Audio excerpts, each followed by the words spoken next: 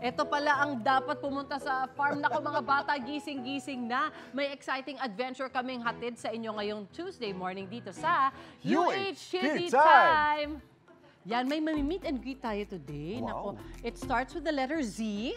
Zino yan. Zino yan. Alam ko na yan. Z as in zebra. Yun. Ang sarap nga na tingnan. Lalo siguro pag nakabanding mo pa, Miss Suzy. Yung wish mo next time, ikaw na talaga dyan. Shaira and Kaloy, kamusta ang mga zebra dyan? Shai, Ang Kaloy! mag-partner.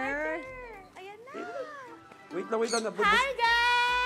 Busog na sila. Mukbang sila Ate dito. Suzy, Mateo, G. Ay, si Anjo pala to. Hi, Morning! Anjo!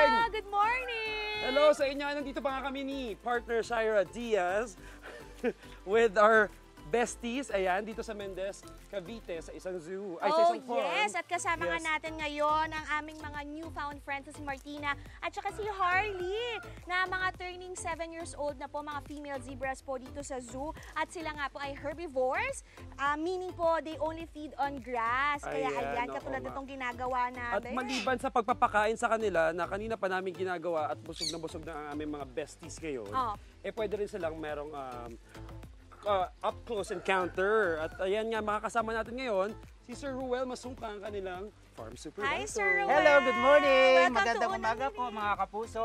Ayun! Dito ka, sir. Ayan. Alright. Sir Ruel, ito simulan na natin ang ating Okay po. tour dito Oo, sa inyong i-tour mo zoo. naman po kami. Let's go po, pasok po tayo sa Okay. farm. Tara. Ito. Okay, guys, iniwan namin yung grass kasi bawal sila pakainin sa loob. Opo. For safety po, Sir Ruel, no? Yes, ma'am, opo. So, gayon po, ma'am, short briefing lang po before po tayo papasok. Bawal po na. tayo magstay po sa likod po ng ng zebra. Okay. Kasi po, possible po, pag na-trigger po sila, matreten po, baka po magsipa sila. So, sa safety purposes lang po. So, pansin nyo naman po, bilang sa feeding po kanina, nasa labas lang po tayo ng fence para po maiwasan po natin yung mga incident. So, yun po. Ayun. Well, nature kasi ng zebras yung gano'n, yung Yes chance na po. baka masipa. Kaya Opo. dapat iwasan na pumuesto Yes. sa likod, Opo. mga kapuso, pag may Ayun. up-close encounter tayo Eh, sa Sir kanila. Ruel, may tanong naman po ako. Anong klaseng mammal naman po ang mga zebras? So, ang ating pong mga zebra dito sa farm ay mga plain zebra po sila.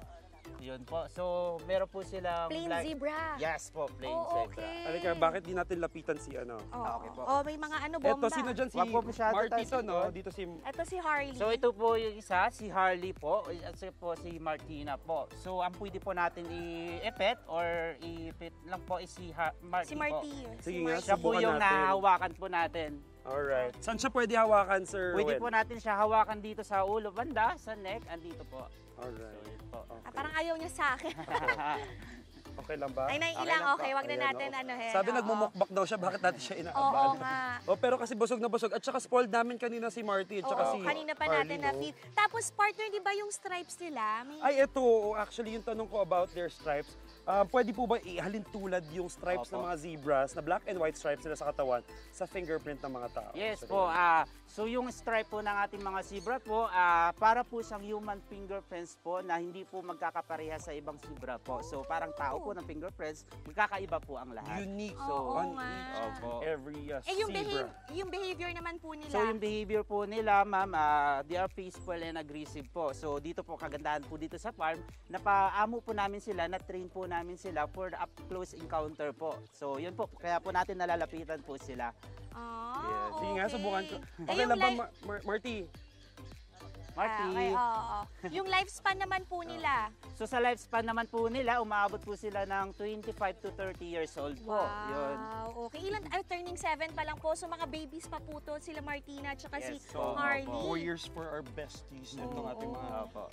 black and white animals in the wild, ang mga Yes. zebras. At ano, Alright. ulitin lang po natin, ano po yung mga dapat tandaan din po kapag gusto nila ng close encounter po dito sa mga animals So natin? yun po, during close encounter po, yung ating pong feeding po, sa labas po muna tayo ng ating fence. So after po na yung mag-feeding po, pwede na po tayo pumasok dito for feeding purpose naman po. Pwede po natin lapitan. Like po natin yung ginagawa po natin sa ngayon po. Okay, ayaw besties niya kami talaga to eh. magpagulo. Oo. Ano Opo. pa pwede natin makita dito, partner? Yes, so, well, except for, aside from sa up and close encounter natin with the zebras, eh meron naman syempre tayong iba pang animals na makaka-encounter. At ito yung mga birds naman nila dito, Oo nga, yung partner. mga cute and colorful At birds. colorful, yes, yan ang Oo. dapat nyong abangan dito lang sa inyong pambansang morning show kung saan laging una ka.